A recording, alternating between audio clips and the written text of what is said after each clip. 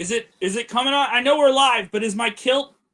I know we're live for everyone on WrestleZone's Facebook. I'm wearing a kilt here because Drew McIntyre is the new WWE champion.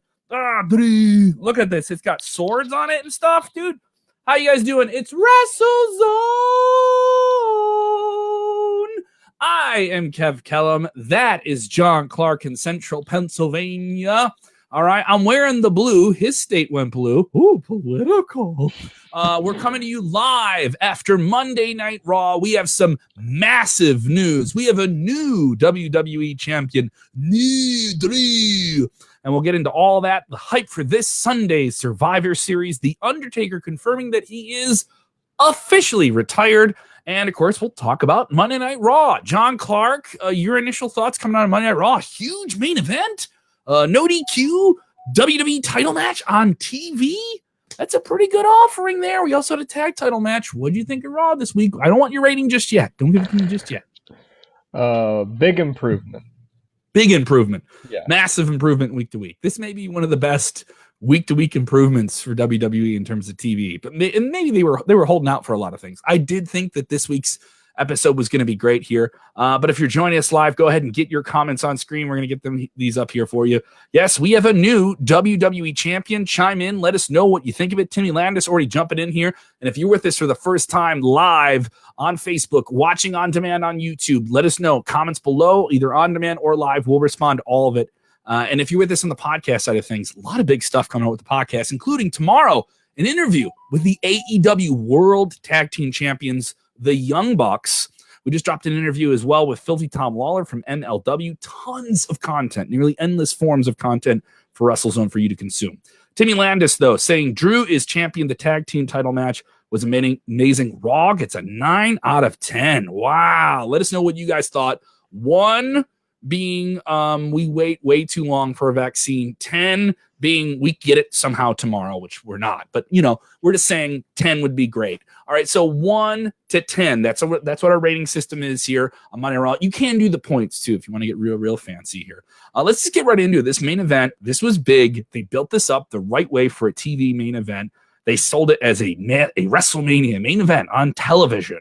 All right, and you got Drew McIntyre. Earlier in the night, Sheamus reminded him of his past and the old cherished chest, and in the chest he's found something, and it was a sword.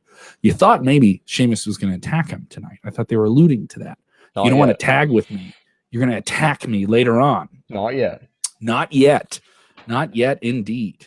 But what was in that chest was his kilt, his family's blue kilt there. Look at it, John Clark. You're telling me to sit down. You don't like me. You don't like it. John Clark doesn't like the kilt. He's not a fan of it. It's not the kilt. It's not the kilt. It's too much man. I stand up. I could take the shirt off. You want the full effect? I won't do that. John doesn't want that here. So he gets this. He's amped up. He said on Monday Night Raw that he was the next time you'd see Roman Reigns, he would be the WWE champion, and they would face each other at Survivor Series. WWE champion from Raw versus Universal champion from SmackDown. That is a slotted match. So they've really just been building Survivor Series up with matches secured to each TV show. I liked Drew on SmackDown. I know people think it breaks the brand lines, and what does the brand to the draft even mean? SmackDown's the A show right now in terms of ratings. It has a significantly larger audience. You wanted people that watch SmackDown to know we got a big match for you on Monday night. And they were up against a pretty big Monday Night Football game, a critical game for the Chicago Bears and the Minnesota Vikings. You got Dancing with the Stars. WWE needs to remind you that Raw is a big deal. People have been beaten up on Raw for a while. We even thought we were let down by some episodes recently. But this was kick-ass. This main event delivered. This wasn't the greatest match I've ever seen, but this was a really, really great TV match. What do you think? Yeah, it was definitely pay-per-view quality. The result was definitely pay-per-view quality. I think they got like 3 commercial breaks in. The twist of making it no DQ. You kind of got it all. Yeah, they did picture-in-picture. They rarely do that on Monday Night Raw tonight. I caught that as well. They did picture-in-picture during a commercial break. Also, sometimes with matches, when they do those big, long matches, this went on at like 9:30 Central time. So once they put it on at 9:30, and they started teasing it hard at the top of the hour, they're like, this is coming up. And And I kept worrying, like, if they put this on at 9:45 with entrances, it's only going to be like a 10-minute match. When they put it out there at 9:30, and Drew had that wild, cool entrance with the kilt on and the sword and the new pyro and everything like that. Then they did the formal introduction of the both competitors in the ring. I was like, this is a big match, and they're going to go on before 9:40. They're going to get some real time here. The commercial breaks didn't break it up. Orton tried to leave, and they did the swerve or don't go anywhere. We have no DQ, no count out. Could we have a cash in? Could the Fiend show up? It was very much don't go anywhere. You're going to miss something big. And you got something big. He finally hit the Claymore at the end of the match out of nowhere. Randy Orton does things out of nowhere. And he caught him playing his own game. Randy Orton got beat clean. Randy Orton's fine. Randy Orton can lose a title at this point. He's fine. Drew needed this win more than Randy Orton, right? No.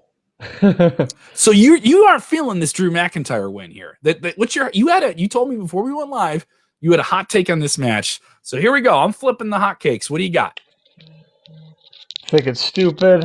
Why bother doing this whole thing in the first place if you're going to reverse course? Some news we'll talk about later obviously probably had an effect on why they did this. But I don't know. Also maybe to pad Orton's stats there, get him one notch closer to that 16. But I went from wanting Randy Orton to win this weekend to wanting Roman Reigns to win this weekend. I was a critic here since August, how we needed to get a title off of him. He was getting old, he was getting boring. And so, I mean, naturally, now that after like 3 weeks, he has it back again, I feel the same way I did before. Let's get this off of him. And now I worry that he probably has this until at least the Royal Rumble. Looking ahead short term, I just think they're gonna throw him in with Sheamus for a month or two, and then they're gonna put him with Wyatt, where Wyatt will probably win the title from him. So I'm looking forward to that point at this point. Jimmy Williams texting in, got a pay-per-view match with McIntyre and Orton, so he loved it. I was praying at the very end that the Miz was going to run out and cash in, but he didn't. Well, other people are asking that question. Miz has the Money in the Bank. He was in action tonight in a rare match with Bray Wyatt. We'll talk about that in a minute. Does the Miz cash in this Sunday at Survivor Series? I hope so. I hope so. And then they also, Jeff Krupp, definitely feeling that Sheamus is moving. Well, don't forget, we talked about this. I think it was last month, where I told you and Robert that the Miz cashed in the Money in the Bank briefcase the last time at Survivor Series on the exact date in November in the same arena, Orlando, Florida. So if it happens again, it's the same date, same place, same venue or pay-per-view. Very funny comment. I have to get this on screen. I have to get this on for the people listening to the podcast. Valerie Fletcher texting, and thank you, Valerie. I appreciate the lady energy in the room here. Valerie saying, when Drew took off his kilt, when Drew took off his kilt, Randy looked down at his crotch and said, "Ooh, I like that plaid." And then I almost died laughing. There were some weird things said in this match. There were several sequences where they were trying to. Tom Phillips too. Yeah, Tom Phillips said, "Oh God damn it!" He yelled, "God damn it!" I don't think you can yell "God damn it." I think that's a bad thing. Weirdly, you can say shit and bitch on WWE television. You can't yell "God damn it." I think, and also people bringing up the ass slap. There was an ass slap on the final pin from Randy Orton. Randy Orton, apparently from Jay Feliciano, big supporter of the show, a man who knows a thing or two about the WWE. Jay says, "Did you catch that F-bomb from Randy Orton?" I think he yelled that when he got slammed on one of the tables. Yeah, they were trying to break that table at ringside. They blurred it out though. Yeah, I don't know if I definitely heard a bleep. But Drew McIntyre wins the championship in this really, really great main event. If you haven't seen Raw and you're just catching a show and you think we spoiled it, go check it out. This is a match actually to when this show drops on Hulu tomorrow, or maybe you just want to check out the clips on YouTube, go seek it out. They did a good job. I think Drew winning the title back is interesting. I think Raw needs a shakeup. I don't want to say Randy Orton's a boring WWE champion, but they were doing so much with so many different things coming in from different directions. I felt like immediately once the Fiend was in the picture, immediately the Money in the Bank was in the picture, and Drew was back, that he was not bound to have this title for a long period of time. Yeah. But him winning it is good. I mean, I think Randy Orton's, I wouldn't say he's Teflon, but he's a guy who can take a loss. You know, he's already proven himself. He's going to go in the Hall of Fame. He can take a loss. Other Doesn't people mean with he different, should, though. doesn't mean he should here. A lot of people agreeing, though, they think that cash-in is almost a foregone conclusion maybe this Sunday. Some people thought it was maybe predictable that Drew was going to get this belt back after facing off with Roman Reigns this past Friday on SmackDown. But I can as see it, predictable as it is, and let me finish my point. As predictable it is, I don't think this is a bad predictable thing. This is escalation. I felt this is escalating to something, and you got to pay off on Monday Night Raw, and you have a pay-per-view this Sunday. So I feel more into Survivor Series this week coming out of this match than I did last week.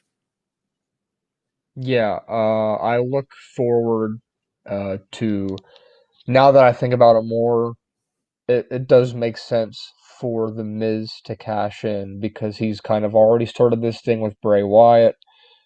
It does make sense. And then McIntyre can still do his thing with Sheamus without the title, but then where does that leave Orton? You know, what does Orton do? He has to wait for Edge to get back then.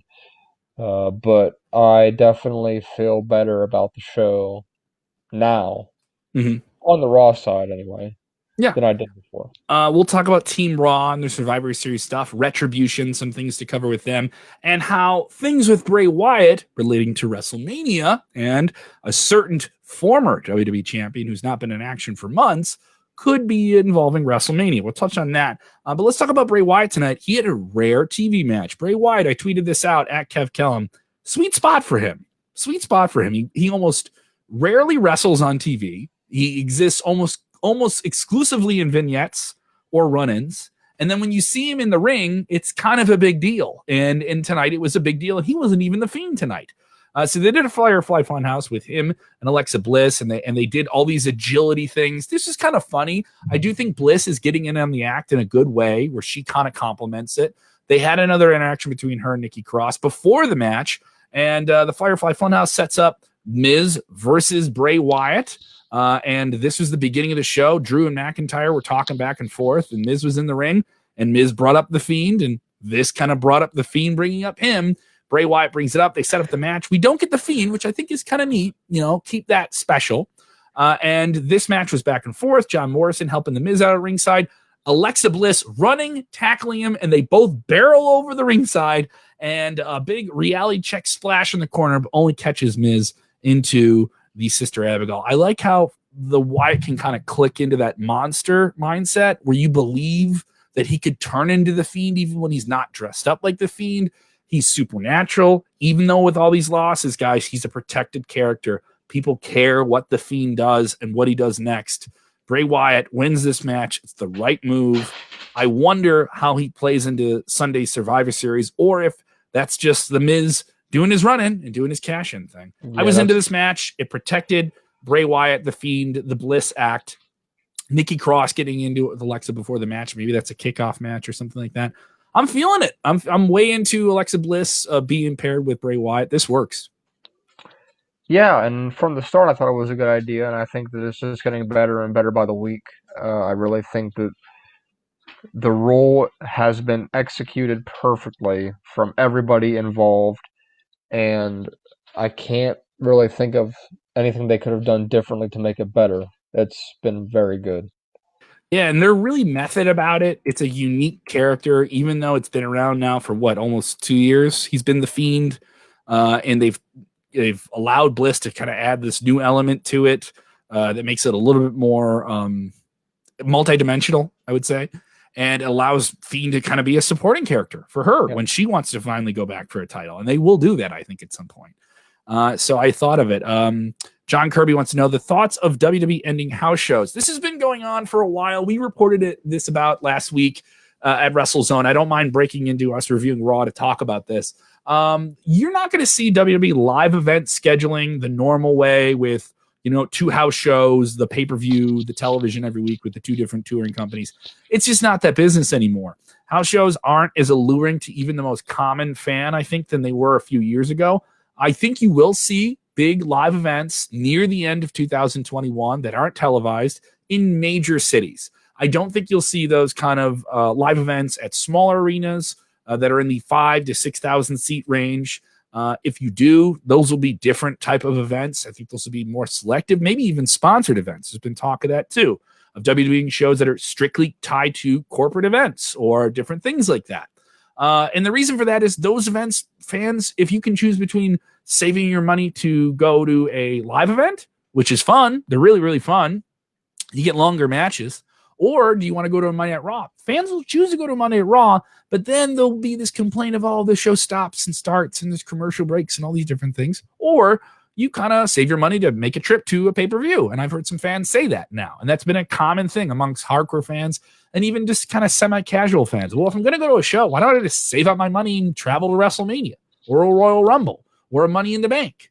I've heard that from some fans. So that compounded by COVID just does not make that possible. All right. So you guys already know the pandemic is there. So this is kind of like been a combination of those things and these things kind of coming together. And if things change, hopefully they do, that provides more revenue for the wrestlers, the ring crew. I know many people involved in WWE production who were affected by this.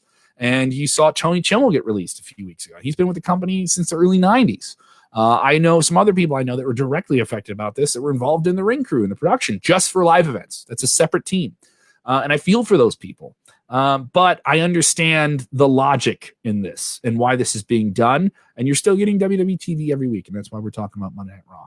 Let's talk about the Raw Tag Team title match. Hit the like button if you're watching live. Support the show. All right. Make those hearts fly up on screen so we can defeat our greatest enemy. John, do you know who our greatest enemy is when we're doing the show? Algorithms. You're damn right. Algorithms. Not Al Gore. Algorithms. I'm being serial. All right. So hit the like button and sound off, get on screen. We had a fun Raw Tag Team title match. The Hurt Business challenging the New Day for these titles, who almost kind of similar to what they're doing with Drew McIntyre and Randy Orton, who would leave defending Raw's titles in a brand versus brand match at Survivor Series. This is almost a more important match to me than what we're going to get at Survivor Series. It's Hurt Business versus the New Day. New Day successful in this match, back and forth action. The Hurt Business trying to get involved, but a fun finisher here. That big double stomp stretched out across the knees, and the New Day gets the win. I don't mind this, but the Hurt Business, they push him up, then they bring him down. They push him up, then they bring him down. But the match was great. I'm not going to complain. The match was really, really good, and they gave it a lot of time to develop, and it made the New Day look like a fighting champion team. I'm not opposed to it. I thought it was a very good match. I thought that the way that they did it, it went well with the story that they're trying to tell. I see the comment here said too many dives. Maybe, but I thought, what did you think? There were a couple of dives in here. I wouldn't say it was the slickest match. There were a couple of parts that had a little loose screws on them. A couple of those dives were short of a complete impact, but I didn't mind it. I think some people hang on to those things way too often. If nobody gets hurt on stuff like that, I think you should just stop. Leave it for Botchamania to clip all that stuff together and you can get your laugh in there, So that's okay. Fair enough. Big shout out to Matthew. Wonderful guy. I met him at StarCast a few years ago. Other people chiming in here. Oh yeah, I had this too. DJ bringing this up. Lost part of the tag tournament match due to an Amber Alert on our TV. Do you get these in Central PA when you're watching TV? Do you get the Amber Alerts that kind of take over the emergency broadcast system when you're watching? Yeah, a TV show? I've only gotten like one in the past year, but I got 3. I got 3 tonight, and sometimes you get them through your phone, your TV, and you'll get them in an email sometimes or something like that. I know I got an alert on social media too. So I got it 3 different times, and hopefully everyone's okay on those things. But yeah, I've definitely seen that as well. This was a strong match here. I enjoyed it. I don't know what it does for the Hurt Business though. And they're not featured on Survivor Series.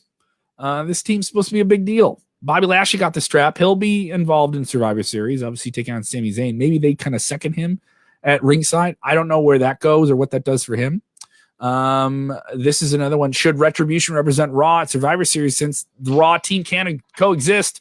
Brings us to another match. We had Retribution taking on Team Raw. The Team Raw just can't get along. AJ Styles can't get them to get along. He also doesn't understand that his henchman, Big Jordan, as he's known on the internet to some fans, they haven't given him a name on TV either, that he speaks. The guy talked tonight. They gave him a nickname. What, Almas, right? Didn't they call him Almas?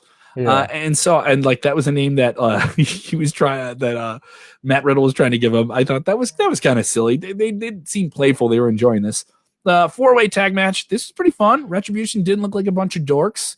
And they did look like a bunch of a little chicken shizzy there at the end, with Ali kind of taking care of the guys tagging each other in, and then he just rolled up Matt Riddle and got the pin. Matt Riddle can take the pin. He won 2 matches last week, guys. Don't worry about it. They buried him. He won 2 matches and won on Monday Night Raw, and he's going to be on a Survivor Series team. He's not buried. So Retribution now has 2 wins in a row. All right. This is a team that everyone was writing off. Are you writing off Retribution still? No, I never did. I'm definitely not now after what they've been doing the past couple weeks. Starting to finally be more relevant. I think that's important. Especially Reckoning. Yeah, they're doing some things with her, and they definitely seem to be alluding to her taking on Asuka for that title right away, that she may sort of jump the line with the women. And I'm not opposed to that. I'm not opposed to that. Yeah, they haven't really made anyone else look like a champion. They have most of the women kind of confused about what this women's team is going to be like. That brings us to the women that were in action, tag team action, 6-woman tag team match. Lana in the gorilla position with the WWE Women's Tag Team Champions, Nia Jax and Shayna Baszler, with her super positive attitude. And she's so grateful for being here, John. And I just want to prove to you, ladies, even though you were smashing me through tables, I want to prove to you that I deserve to be on this team. And I'm going to get out. And they just cut her out. They're like, don't tag into the ring. Just go out there, shut up, and don't tag into the ring.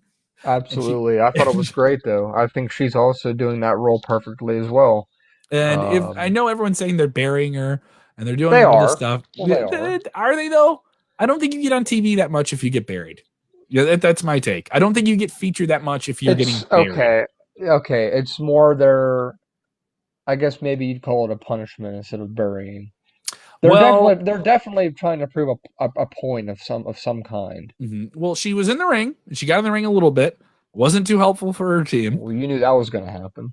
And you knew it was good predictable. When they told her don't tag into the ring, you knew she was going to tag into the ring, and then you could hear the air suck out of the Thunderdome, even if they pressed the air suck noise to do it. And you immediately saw Shayna and Nia being like, "What are you doing? You're going to cost us the match." And she did. And so Lana cost them the match, and then afterwards, you know what? It's okay. It's okay. We're not going to put you through the table. We're not going to do it. We're not going to do it. All right. You're on Team Raw. You're on Team Raw. How about that? Okay. And then Nia, like a real big B word, just gave her another Samoan drop for the 9th week in a row. Put her through the table. I tweeted out the meme from Ferris Bueller's Day Off 9 times. 9 times she's gone through the table. Does she interfere in the Survivor Series women match and kind of help Team Raw lose? What happens here? I think Lana gets involved in this match. They removed she's going to be the last one standing. Mandy Rose got injured in the match as well by Shayna being really, really mean. And so she's out of there. Mandy Rose and Dana Brooke were tagging with Asuka against Lana and Shayna Baszler and Nia Jax. So, Shayna being not the most long-term thinking, injures Mandy Rose. Mandy Rose is out of Survivor Series. And Lana is out of Survivor Series, and they've been replaced by Lacey Evans and Peyton Royce. I don't know how I feel about this women's match on both sides, both SmackDown and Raw. Don't know how I feel about it. Not feeling great about it. Not feeling pumped. It's a match worthy of a pre-show. There's no really serious story or build to this thing, except that right there. That's what's going to happen. Lana will be the last one left. She'll be the sole survivor, even though she's not in the match. She'll find her way back in. What do you mean she's not in the match? Isn't she removed from the match? Because they added who they add? They added 2 people to the match here. They added Lacey and they added Peyton, and they took out Dana and they took out Mandy. Okay, that's what I was thinking. I didn't know if they took out Lana. I was mistaken in that. Lana, she's going to be the last one left. Yeah. You're absolutely right. Breaking news: due to injury suffered tonight, Mandy Rose and Dana Brooke removed. Official word from WWE. You are correct, sir. I am wrong. Things move fast. I have a lot of things I have to keep up with during Raw. Mawabe, watching overseas. Thank you so much, Mawabe. He says, morning. Good morning. Thank you for watching our show, wherever you are. Thank you to all the people listening on the podcast feed as well. I have to tell you, John Clark, I know I've been talking to you about this. that we are trying to not get to the top of the podcast ladder in the United States. Too thick, too many competitors. All right. Less competition, smaller country. All right. Well, be big fish, little pond. Well, I'm talking the Mediterranean Sea. There's an island nation by the name of Cyprus. I've been telling you for several weeks that we are charting very well. We charted yet again. And I can tell you in the month of November, for a very brief period, on the Apple Sports podcast chart, WrestleZone podcast held the position of number 2. Number 2. Are you going to say Apple, who is number 1?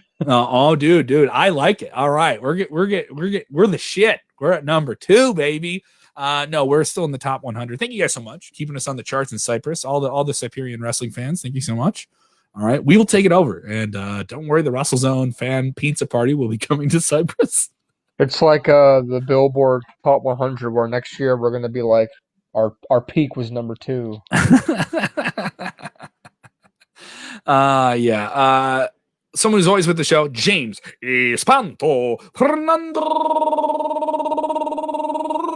Taguay says, John, I wouldn't say buried, but do you think that Lana is getting put through the tables as much as they take away? I have to switch over here. Take away from her value as far as star power. Are they taking away her star power by putting her through the tables all the time? I don't think so, because she really ever had any to lose. Here's the thing. I still think she's really, really popular. Fans are talking about her. If someone's talking about you, I don't know if you're buried. You know what I mean? I don't know if you're buried. That's just my take. If that many people are talking about it, I wouldn't say you're buried. Okay. A lot of people supporting the show. Thank you guys so much. The kid did a good solo show Friday night. Yeah, we're talking about Colin Tessier. Some people mentioned the solo show. He did a great solo review of this week's SmackDown, the SmackDown Double Down. We do that every Friday night into Saturday morning. If you want to check that out, that comes up on our podcast feed as well. Also on Facebook and YouTube. Thank you guys so much for supporting the show. If you're following on any of those different channels, appreciate it here. So little bits and pieces. Anything else on Monday Night Raw that you think pokes out that we have to talk about that pulls your eye? We cover all the big ones. No, just the whole men's team thing, I think, is an interesting aspect to the team thing. I do think they're going to win. Mm. I mean, I guess we really don't. There's still a couple people on SmackDown to be named yet, but I just think with all the attention they've given to this Raw team, clearly the Raw women's team has been not very good. But if Lana is the sole survivor, maybe the SmackDown men's team does win, because it's never I guess for NXT it was a clean sweep. Before that, it's not usually a clean sweep. Sammy and Bobby, that should be a good one. Asuka, Sasha should be a good one, even though I do think Asuka will probably win because I think Bayley will somehow get involved. There's not going to be many clean finishes, I don't think, in these brand-on-brand matches. That could bother a lot of fans, especially the Roman and Drew. That's no clean endings. They're not going to make somebody look that weak. Although I could see Sammy losing clean to Bobby Lashley. I could see that. Definitely here. So what do you think of Monday Night Raw? What's your rating for 1 to 10? 1 to 10. Give me your rating on this week's Monday Night Raw. 1 to 10. Are we going full bang? You're giving it a 7? Is it 7.5, dog? 7. Oh, a flat 7. I am going to one-up you. I'm giving this show not a 7. Not a 7.5, dog. I'm giving this a 7.9. Almost an 8. That's your same rating you gave AEW last week. Because I thought it was as good. That's right. I'm going to say something controversial. I thought tonight's Monday Night Raw was as good as last week's AEW. That's right. Based on WrestleZone math. You're shaking your head here, but I'm telling you the truth. All right? I thought this show was that good. The Raw Tag Team title match. Way better. It was way better than Wednesday. All right. Oh, wow. You really want the internet smart dogs to come at you here. Let's see what fans are thinking here. WT Dub texting and saying he thinks something big is going to happen on the pay-per-view. Maybe there's a cash in there. That's like they were alluding to. Whenever they put the money, whenever they put the person who has the Money in the Bank briefcase down before pay-per-view, they always kind of bounce back. he says something big is going to happen. What he means by that is Undertaker's going to have his next feud starting. Well, that's another thing that you and I have to talk to is we get a lot of high scores here. I don't think we're seeing anyone kind of score below a 7. A lot of fans texting and giving it an 8. A lot of people, Michael Covington loved it. He gave it a 10. Lived up to the expectations. Really enjoyed this week's Raw. And other people giving it a respectable 7. See, they still, I think some people give it a respectable 7. They're agreeing with you there. They give it a respectable 7 because it was still like, oh, the last week's shows are bad, so you're kind of booking from a different curve. If not for the way it ended, it would have probably been like a 7.5 dog, but I didn't like that.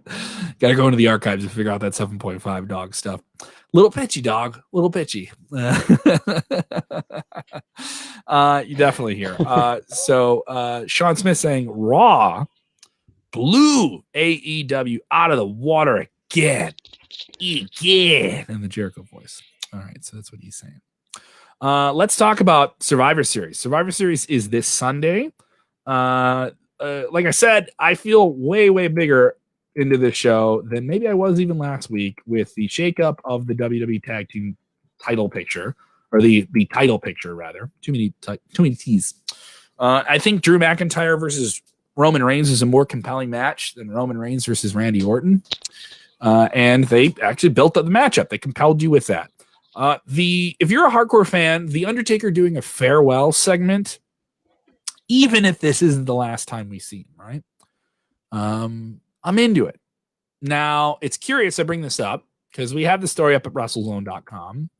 Undertaker doing a lot of media for this is we're in 30 days of The Undertaker, building up to his 30th anniversary and his final farewell this Sunday. We know that Savio Vega, we know that the Godfather, several other friends of his will be in attendance for this segment they're going to do in the ring. And he'll have his big farewell, and he will be on the show live. But he spoke to the Wrap saying, out of character, Mark Calloway, I'm going with it that this is my retirement. So he's going with it. Quote, but I work for a man by the name of Vince McMahon, whose motto is never say never. And I kind of leave it at that. In my eyes, yeah, I'm officially retired. So, is this the big send-off? Is this just a feel-good thing? If they go in there and you just get all these people saying nice things about The Undertaker, and maybe The Undertaker himself appearing in character, but maybe breaking character and being emotional and sharing that with fans, is that something we see? Or, as you put it, is this just a setup for an angle for The Undertaker to take someone on down the line? Does he come out once again? It's one of those two, obviously. It has to be one of those two.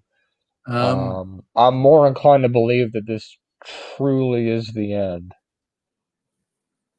What do you think? I know, like, people tune in our show and they think we're supposed to know everything. Well, we do. But I'm okay. Yeah, to a degree we do. But I don't mind not knowing in this case. What Herman says, he's going to pull a Mark Henry and come out, and he's going I got a lot left in the tank.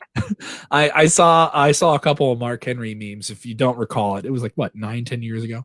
Mark Henry came out in his salmon jacket. 7 years the ago. infamous, it was 7 years ago. His infamous salmon jacket. And people thought he was going to retire from WWE. And he interrupted John Cena. He was cutting a promo. And he just was tearful. And he's kind of saying he's going to retire. And I remember just watching it at the time thinking, like, what is Mark Henry up to here? Because he was crying. He was crying. I completely fell for it. But I kept thinking, like, why did he interrupt John Cena to do this? And well, John Cena, he didn't. John Cena interrupted him. Yeah, no, was it the other way around? Yeah. John Cena? Okay, so and then he gave him the power slam out of nowhere, and then he yelled, "That's what I do! I got a lot left in the tank." That is, to this day, one of the best. It's the best in-ring segment that Mark Henry ever did. Since I've started watching wrestling, that is the second best promo that I've ever seen to this day. Mm-hmm. So that's saying a lot. I don't know if we get that from The Undertaker. Let's see what fans are thinking here about Survivor Series. Steven Chambers is feeling New Day versus Street Profits. I think that can be a good match, but I mean, it's just kind of a silly, lighthearted match where both teams are kind of playfully jarring with each other. It doesn't strike me as like, wow, this is gonna be a barn burner. Like, this is absolutely great.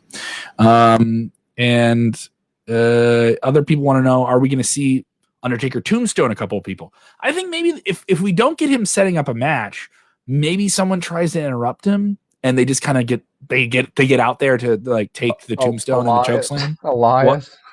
Elias can do it. Elias did it at WrestleMania and it was effective. Maybe that's Elias's prompt to come out there, and Kane does it. I think Kane is supposed to be at this. He is going to be there, yeah. And there is a Brothers of Destruction special. I think that just came out this past Sunday. I haven't checked that out. So that was a part of the series, the 30 Days of Dead Man. And other people mentioning they think that JBL could be making a comeback. I don't think he's going to get in the ring at 55, guys. It's not going to happen here. And people also enjoying Mark Henry on Busted Open on Sirius XM. I agree. I listen to the show. He does a great job on it. He's really, really fun. Does a Saturday show every day. So maybe you catch that before you watch Survivor Series. I think the biggest thing that can come out of this is that The Undertaker says he's going to have another match. But I won't be disappointed. I don't think anyone can be disappointed if he doesn't say he's going to wrestle again. This is a guy who is working now, has worked, I believe, 1 or 2 matches now with an artificial hip. And he has had so much work done on his shoulder. He's had eye surgeries. He's had all these different problems that he's had to deal with. And is he physically the same Undertaker he once was? Is he even the same physical Undertaker he was 5 or 6 years ago? No. And you know, Father Time catches up with everyone. And if you watch The Last Ride, they're going to replay it this week after NXT on Wednesday, which I think is great. It's a great documentary. It's about the honest, real thing. He stopped being the Undertaker in this, and you get to see him be the guy, Mark Calloway, who performs as the Undertaker. The reality is, I don't think he has anything else to prove. And I think fans asking him to do that is too much. But we kind of expect it because he just keeps coming back. And it's weird how he's the dead guy, but he's reborn so many times. It's interesting. I do think it is kind of bittersweet that this can't happen with fans. That this is something that won't happen with fans.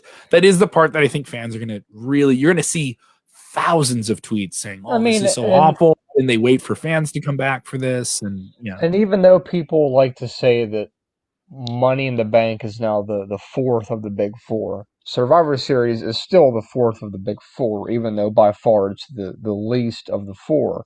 However, this is usually that time of the year where, you know, like I said, we're getting to the end of their so-called regular season part of the year.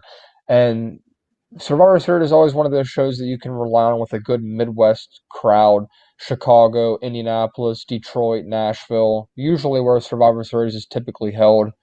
So the crowd usually really makes the show pretty good. And it's going to suck that will not be the case this year, except reruns of virtual people. Reruns of virtual people. Yeah. So it is something to look forward to. I do think if you're just an Undertaker fan, this should be a reason to tune in for the show. You know, like if you're a casual wrestling fan, you care about the Undertaker, this would be a good reason to tune in for the show. Definitely check out the special content we just dropped today with Demolition's Axe. Talking about their upcoming online signing here with 80s Wrestling Con. This is going on. This is really, really cool. This is going on today. You want to check it out. And Demolition Axe, Bill Eide. You've seen him a lot of different times, a lot of different incarnations in 80s WWF. He talks about the longevity of the teams paying homage to them, including FTR, who tweeted about this interview. Thank you, Dax, for doing that. How he would have ended their once again, big run back in the day. Road Warrior comparisons. A lot of people thinking they were a ripoff of the Road Warriors and so much more. It's available now, audio only, in our podcast feed. We do have the audio up as well on Facebook and YouTube. So if you watch it, you're like, oh, it's not a video. It's the audio is there as well. Definitely go check this up. It's up at WrestleZone. It's in the podcast feed. It's a great interview if you're a hardcore 80s wrestling fan. You like the stuff back in the day. That's an interview for you. If you'll tune in for The Undertaker on Sunday, I think you would appreciate this interview as well. We also have news about Ring of Honor results. What's going on with them? Kenny King, Shane Taylor in action. We're also looking at all the different content that WWE is rolling out and the big plans for WrestleMania. We're starting to see more rumors come in about WrestleMania and Edge's plans for WrestleMania. What do you know, John? I know you wanted to talk about this. on today's Yes. show. So, for those of you that were not aware, heading into today, the plan for the main event of WrestleMania was going to be Randy Orton taking on Edge That for we the know of, the reported plan. yes, the reported plan for the championship. However, internal discussions that we do know happened thanks to very reliable source WrestleVotes. Basically, they are now reconsidering the whole Randy Orton versus Edge round. This will be round 3 or 4 in the last year. And now the current plan calls for Edge to fight the Fiend, Bray Wyatt, for the championship at WrestleMania, which would mean that when Edge returns, it would be with Bray Wyatt either winning the title at some point between now and February. But so that's what we know. There was no reason given as to why they're kind of, I guess, delegating Orton from this role. But the only thing that we can pretty much say for certain is that they do want Edge in the main event of WrestleMania, and he will be. But against who is the question. What do you think about that? It's interesting. It's definitely interesting because it seemed like the storyline logic created itself that once Edge was back on the shelf after this second match against Randy, and they did such a good job. I think one of the best WWE storylines of the year was Edge and Randy Orton.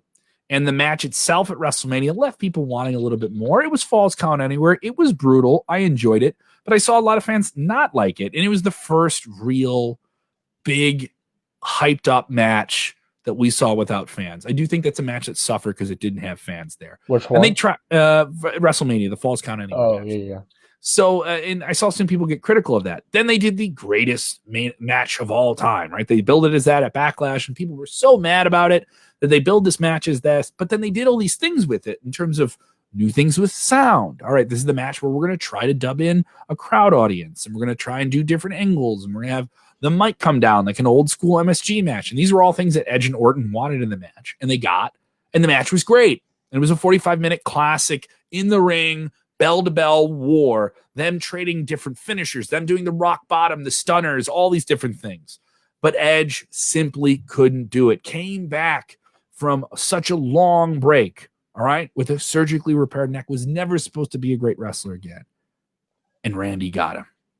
And then Randy marched on to SummerSlam, and he was supposed to get the title, but didn't. Then finally got it. Stayed in the play there with Drew in the summer. I think it just lent itself to Randy Orton having the title and Edge coming back to get the title off him. Now Drew has it. Seems like this is a little bit of a twist here, and I'm not opposed to it because I think WWE needs to respond to what fans were not feeling. They were not feeling the direction.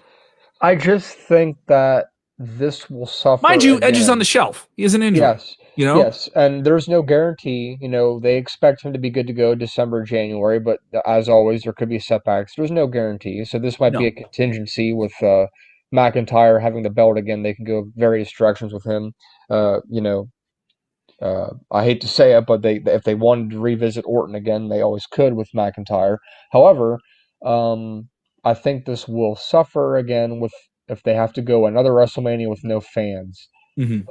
Which leads into us talking about what they're speculating on doing with WrestleMania, and that is moving it back a month. Yeah, we did cover this on Thursday, but we don't have any real new details on it. I've heard a lot of different speculation about what this could be. I'm okay with it. So the potential delay of WrestleMania in 2021 is From actually March 28th, right? March 28th to the end of April. This would be April the latest. 25th. This would be the latest WWE's ever done a WrestleMania. Yeah. And I'm okay with this timing, and you guys should be okay with it too. I see a lot of fans who are very, very angry about this. This is ridiculous. Why would they do this? But I do think a lot of people just had a knee-jerk reaction to this news. Mind you, WWE hasn't commented on this. WWE also hasn't confirmed that they're taking WrestleMania out of Los Angeles, though some people think that is a foregone conclusion. They haven't said that yet. I mean, we don't even know where Raw's going to be 2 weeks from now. So yeah, is Raw still going to be in the Thunderdome? It's going to be in the Thunderdome, but where's the Thunderdome going to be? So we know that. We know WWE can continue to have a Thunderdome, but is that going to be in an arena? So all these different changes, they're very fluid, cost WWE a lot of money, cost a lot of strategic planning, yet you kind of have to turn with the times here. I think this is one of those let's hold off. I think the world wants to hold off. If you're WWE and you can make tens of millions of more dollars for a city, a host city, whether that's Florida, whether that's California, where it is, and the timing works out where millions of more people get the vaccine in early April, and you can have those people travel, and some restrictions are lifted or monitored or changed, because mind you, not everyone's going to get it, right? It doesn't matter where we are. WWE has to exist within the middle of that tight time frame where if everything lines up in a way that we want it to, you have people from the CDC, the Center for Disease Control, Dr. Fauci, the head of it, saying, I think people can get this in April. If I'm WWE, wait until the end of April. And they can definitely do this. They could run with the Royal Rumble in January. They can run with the Elimination Chamber in February, and they can do Fastlane in March, and then you have WrestleMania in April, and it works perfectly fine. I think what people are all worked up about is they're worried that it's all going to be for nothing, as it could have been this year. Because remember, if they can't get enough, if the vaccine well, doesn't get distributed on time, remember they were going to move it back from March to like July this past year, and that would have been useless. Now, if they want fans, you can't just move the event back 1 month with 2 weeks notice, because it's travel nightmare for everybody. So if they're dedicated to having fans, even if it's going to fail with having fans, they need to move it back a month now and not later, just to be like, hey, we're going to make an attempt at fans. So I think we're moving it back now. If we get that announcement, we'll get that announcement along with they're moving WrestleMania out of Los Angeles as planned. Yes, you know, I agree. Because I think a lot of people just ran with that story. Oh, they're going back to Tampa. Tampa was supposed to have WrestleMania, but it's not official yet. It just isn't official. As of right now, it's still in LA. It's still in LA. They're still running SoFi Stadium. They're still doing that.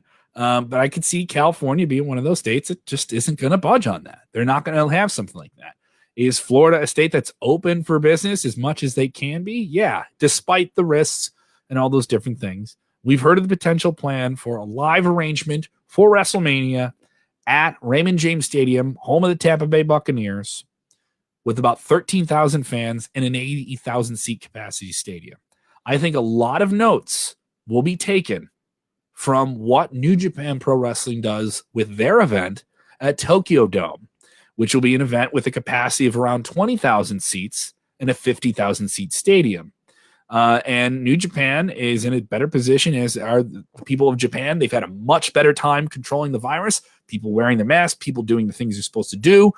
Even at their events, they've had thousands of fans at their shows, 3,000 to 4,000 fans in 10,000 seat arenas, spread out, individual pods. People aren't even cheering. They're clapping and just stomping their feet. You know, would you want to go to a WWE show like that in the United States? I don't think you could ask fans to do that. And then you have different things I've talked to you about with Ticketmaster and Live Nation, the biggest concert promoters or event promoters. They do the events for WWE and ticketing. You probably saw the rumor from Ticketmaster that they were yes. They were brainstorming and throwing around the idea of possibly making anybody that wants to buy a Ticketmaster ticket basically upload proof that they tested. That isn't a rumor. I can confirm you that is a real plan they're working on. But that's stupid, because it's going to be difficult to do. I'll just say that. You would have to buy the ticket like a day before the event. Yeah, but then you're also, how are you going to do it? What is the arrangement? I think there's some level. I'll say this though, I appreciate that they're going to those logistical lengths to make sure people are safe. And if you want to keep doing these events, how do you do them? You know, and I get it. I know you gotta understand this. Like, I get it, because I look at it this way. I'm losing a lot of money as a comedian. I'm losing a lot of money as someone who hosts and is involved in rock concerts and what those events are. Losing a lot of money on that. Okay. And it worries me. Like, I go to bed stressed out. We need this thing as soon as we can get it. But I also understand it just doesn't work that way. It's not reality. So I think WWE is trying to be as real about this as possible. And the smart idea is, don't push it into the summer, push it into late spring, you know, because I do think there will be this coast to coast, at least in the United States. You and I can agree on this. At least there is going to be so many let's get back together. Let's get the family back together. Let's all be in one place. Did everyone get vaccinated? And there's going to be that. There's going to be a majority of people in late spring who, even if they lost their job, they're still going to want to go out and have a good time. Even if they're on unemployment, they're still, and guess what? Those states and those cities are going to want you back at those restaurants. They're going to want you back over at your friends ordering pizzas. Yeah, let's have a pay-per-view party. Maybe that's the first thing we can do is a pay-per-view party. And maybe if you're down in Florida, a state that never wanted to shut down in the first place, they say, yeah, Live Nation, Ticketmaster, do the whole vaccination process. It's WrestleMania. People will do that. Well, I think it's important to note, if you read the comment that James just left, they're serious. They need to think this through as much as they can because they don't want to violate. Yes, the HIPAA violations. I can say that there is talk within the concert industry of working with the federal authorities on how to do that. Now, to let you guys know, there are a lot of apps that they can do. They can pair an app. You've seen this before. Oh, I can log into the comment section at WrestleZone through this with my Facebook or with a different app like this. Or I can log into Spotify through my Facebook, right? With the Ticketmaster app, because you're going to do only through the Ticketmaster app. They're not going to have any more paper tickets. That's just to create less contact between people. All right. So it'll pair up with an app, say, from CVS's Minute Clinic. All right. Or a different app that IBM has called LabCorp, I believe it's called. That was what I read. And so basically it won't reveal your private health information. It'll be a third-party app where all Ticketmaster and Live Nation see is that you are confirmed to do this. All right. So guess what, guys? This is doable. This is safe. This is considerate of other people. I'm not trying to be political. I don't think you have to be a contrarian and say, well, I'm not going to get it. Well, if you test clean in the last 24 to 72 hours, I think you should go and get a test and you can get them for free. You know what I mean? If I'm going to see my parents for Christmas, I want to know I'm testing clean within 24 hours of being there, So when I get that test and when I can get the information, that's the world we live in. Adapt or people perish. Let's be smart and considerate of people. You want to do all the stuff we used to do? Let's do it the way we got to do it now until we can do it the way we used to be able to do it. That's all I'm saying. That's my take. And also, if you want to go to an event like WrestleMania at that scale, if they want to do this thing and it's not even, let me say this, I don't think you're going to have a full-scale WrestleMania. I think you're going to have a WrestleMania. It's going to be one of their first big real events. I mean, we've had NXT shows. 20,000, I would say. Yeah, I think we're hitting that range too. You're not getting a full-scale WrestleMania, but it'll be safer if you do it outdoors. I think it'll be way, way safer if you do it outdoors. And that's the scale of WrestleMania. People want to see it that big. They want to see a huge WrestleMania. They want to see lots of pyro. They want to see the big stage. At this point, 15 to 20,000 would make WrestleMania look huge. So yes. Oh God, yeah. And it would sound, if we haven't heard a real organic crowd reaction, and then you get that after not having it, it'll be like, oh, give it to me. I'd be so pumped for that. So jacked for that. So if you're listening live, let me know how you feel. The polite clapping people bring up. Yes, there'll be some polite clapping. People will be reluctant to cheer. Can we cheer? All those different things. People talking about. Oh, here we go. Here's a question. England under lockdown again. Is UK going to a shutdown again? I don't exactly know. I don't know how much content NXT UK has taped out. Someone asked me that. And will lockdowns affect WWE? Well, the lockdowns are different state to state. I don't think you're going to get another big coast-to-coast lockdown. It just doesn't seem like things are going that way in terms of what's going on. But I think WWE is going to stay smart. It looks like they're staying in Florida, and they're going to move that Thunderdome somewhere in a few weeks, and we're going to find out. We may even find out this week where that Thunderdome is going soon. So keep an eye on it. John, if they want to follow you on Twitter, where do they go? John R. Clark 12. John R. Clark 12. Of course, follow his work at WrestleZone.com. He's one of our great writers. We have a lot of people that are going to be working real hard, and we're going to have a lot of scoops coming out this week. So definitely check out WrestleZone. You can follow me on the Twitter machine at Kev Callum. I'm tweeting for WrestleZone during all the big TV events and stuff like that. John and I will be back after Wednesday's AEW and NXT. And Mr. Robert D. Felice will be with me in a WrestleZone wrap-up. We'll be doing live sometime tomorrow afternoon. So keep your notifications on that. And we'll be doing more shows this week. Plus, we'll have a live show after Survivor Series on Sunday. So we have a whole lot of content for you. Whole lot of content. Hours of stuff dropping. Young Bucks from AEW on the podcast feed tomorrow. All right? So keep your eyes open for that. And if you haven't subscribed to our podcast feed, do it. Maybe you watch our shows live and you want to watch the rest of the stuff we're talking about. go subscribe to the podcast feed. It's free. No Patreon, no paywall, no super chats. All right. We're doing all this stuff for free 99. Also, if you want to support us, you can go get some merch. It's available at WrestleZone.com. Just click on the merch tab there. Pretty cool stuff. I'm working on getting maybe some new T-shirts in the fold there for us to roll out before Christmas time, before even Black Friday, if we can get them done. Thank you guys so much for supporting the show. Honestly, we mean this, and I know all the political things and where you voted and blah blah blah. I don't mean to get political, as Robert DeFelice says. Seriously, be safe. Just be safe where you are. Things are kind of crazy right now. People are stressing out. It's getting cold. We don't want you getting sick. And you're going to know someone who does, but be smart. All right. This is a good time to stay home, listen more podcasts, watch more Facebook or YouTube. All right. Like we haven't already been doing that. You know what I mean? All right. And stay safe. Wear your mask. Go out when you got to go out. Stay home as much as you can. We hope even if you're on the Zoom room eating a turkey sandwich and your grandma's crying on the other side of the screen, it's okay. Because you're trying to keep people safe. All right. John, I've never met you, and I think this is a great time hanging out with you. Right, John? Absolutely. he's always just patient with me. Kevin, wrap it up. Okay, that's what I'm going to do. No. This is the WrestleZone wrap up, covering Monday Night Raw and all that good stuff, but we're here all the time. Thank you guys so much for supporting the show. We appreciate it. Stay safe. Wear your mask. Keep your distance. Wash your hands. Maybe me and John Clark can finally meet in person at WrestleMania, baby.